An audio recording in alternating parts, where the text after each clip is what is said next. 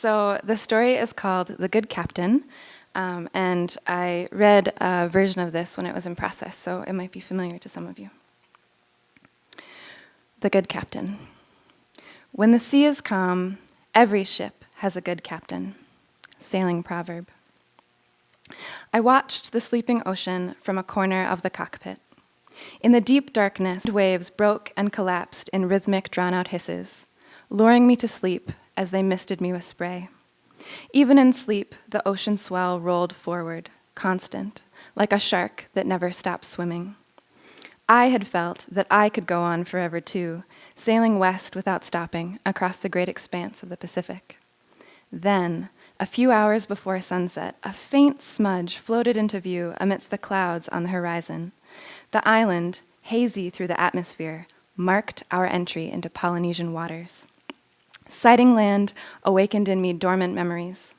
Limitless fresh water, a bed that didn't move, the quiet pleasure of a walk.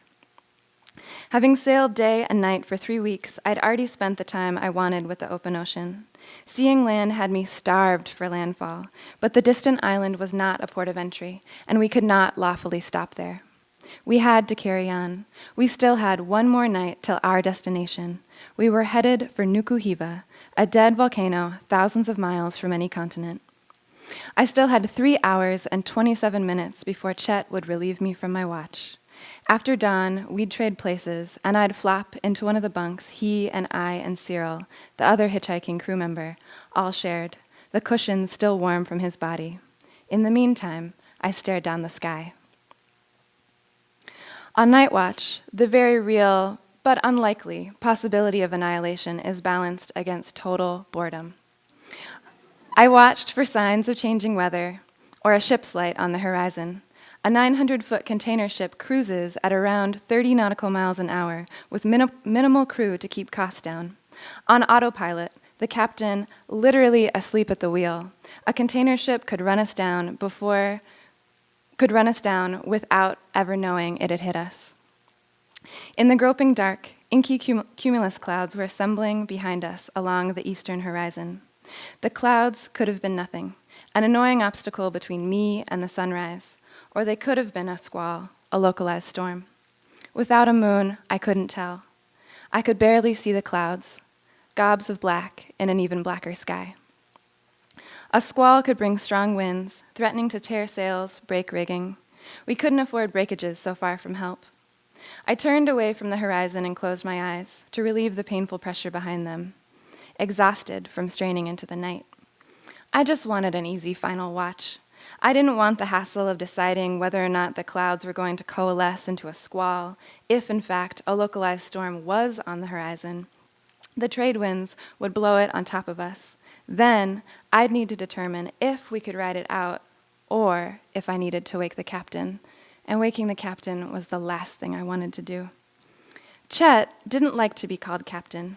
He'd told me and Cyril, "I don't want to create a weird dynamic. We're all just part of the crew." Once, after he said some unusually pointed request, I said as a joke, "All right, Cap." Cyril winked at me, but Chet cringed and went below without saying anything. Still, on night watch by myself, when I needed to decide whether or not to wake the one person who charted our course, who rebuilt and rewired every inch of this boat, his boat, the one person ultimately in charge, I thought of him as captain. And for the most part, he was right. We were all just part of the crew. But as the newest member, I felt I had to prove myself.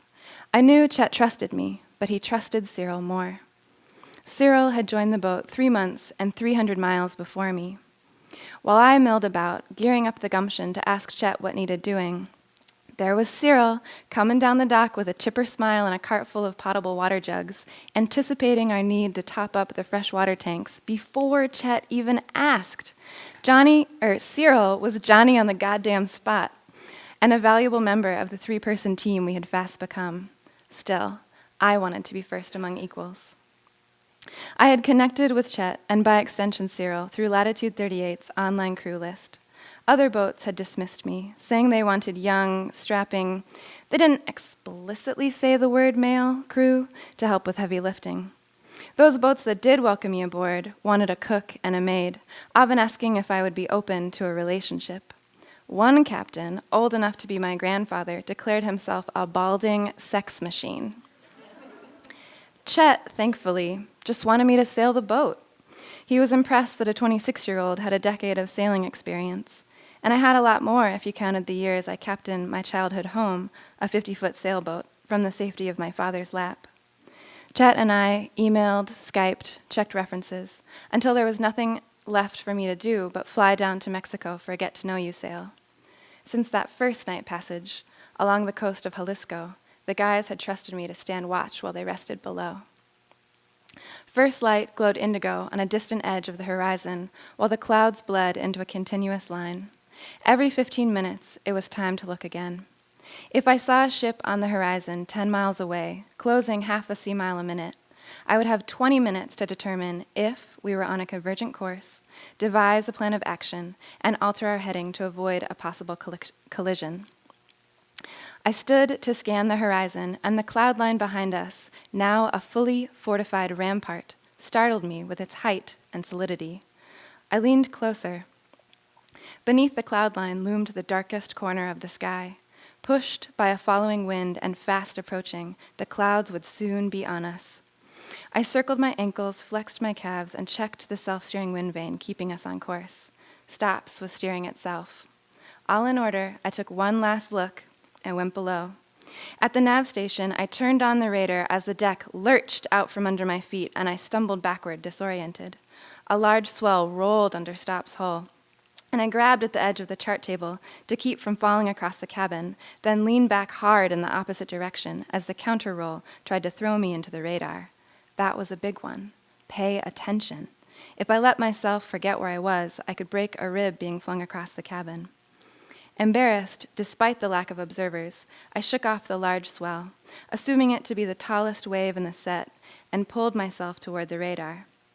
I didn't consider, perhaps chose to ignore, a fact I knew. Big waves are often pushed by big winds. On the radar screen, large green blotches, marred with red, announced squall clouds with a lot of rain. In the last few weeks, I'd sailed through more squalls than years I'd been alive, and still I didn't know what to make of this one. Sizable lakes of green and red pooled 20 miles wide on the radar screen. We had double reefed at dusk, significantly reducing our sail area to ride out the inevitable squalls. The only reason I would need to wake the captain was if the winds were going to be so strong that we needed to shorten sail even further. The radar, whose radio waves echoed off rain but not wind, couldn't tell me either. The captain lay a few feet from me in the salon, and I let my eyes wander over his sleeping body. Chet was curled on his side in gray checkered boxers, limp on top of his white sheet, unable to tell me what he wanted. The thought occurred to me, maybe he isn't really asleep. If he wasn't sleeping, I reasoned, I wouldn't technically be waking him. But the steady rise and fall of his white t-shirt confirmed he was asleep. I sat there at the nav station in the captain's chair, watching him. A week before, we had sailed across the equator. Crossing the equator is a maritime rite of passage that transformed me forever from a pollywog, or a rookie, into a shellback or an experienced sailor. I believed in tests of willpower and skill, and the possibility of arriving on the other side, stronger, wiser, truer, somebody different, somebody new. A person could cross a line that meant she had gained enough experience to know the answers in difficult situations. I believed I'd already arrived at the other side, and I loathed myself for not knowing what to do. The squall felt like a test whose sole purpose was to humiliate me. If I were a better sailor, I thought, I would be able to reef single-handed, to handle this on my own. The waves were gathering force, and to keep from falling, I crawled on all fours back up the companionway ladder. All around me in the dim morning, more night than day, the gray surface of the ocean throbbed rhythmically, the pulse of waves visible only as movement.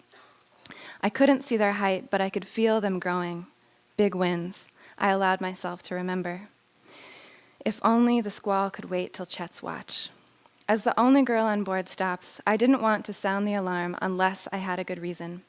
I had to divine the true nature of the squall, as well as the moment when the captain wanted me to wake him, if it got bad. Too early, and I was afraid he'd be angry, lose respect for me. Too late, and we'd be in trouble. I could feel the squall's power even before it reached us. The steady wind speed hit 30 knots, and gusts struck with surprising force. The sea around stops heaped up as the wind tore the foaming tops off waves in white streaks. On land, this wind would throw whole trees into motion. Adrenaline flamed in my veins. I had to wake Chet. How could I have waited this long? In the muffled quiet below deck, I crept toward Chet, trying not to disturb Cyril, even as the stiff crinkle of my foul-weather gear rustled to a roar. I shook Chet's shoulder. He pushed up his sleeping mask. Have we reached Nukuhiva? Chet's instant lucidity made me wonder if he'd been sleeping at all. Maybe Stop's increasingly agitated motion had woken him, or maybe he'd been laying awake, anticipating landfall. I need your help. Chet leapt from his bunk. Though thick clouds blotted out the dawn, the squall was now clearly visible. Massive gray clouds stretched in a formidable front as far as I could see in either direction. Beneath this advancing army, winds beat the sea into a fury, a few hundred yards behind us. Chet's large eyes widened as he took in the mega squall. The acid taste of imagined insults was on my tongue. What's wrong with you? Why didn't you wake me sooner? Chet's eyebrows pursed together, then fell back. Let's reef. You got the wind vane? For the captain, only our safety mattered. With a hand on the wind vane's thin control lines, I steered Stops into the wind to take the full burden off the sails. I braced my feet as the boat slammed headlong into oncoming waves. The mainsail swung close above my head, whipping itself in the wind, each crack of canvas cutting through me like a gunshot. No longer caught in the hand of the wind, the boat's machinery was a loose-flung thing, predictable only up to a point.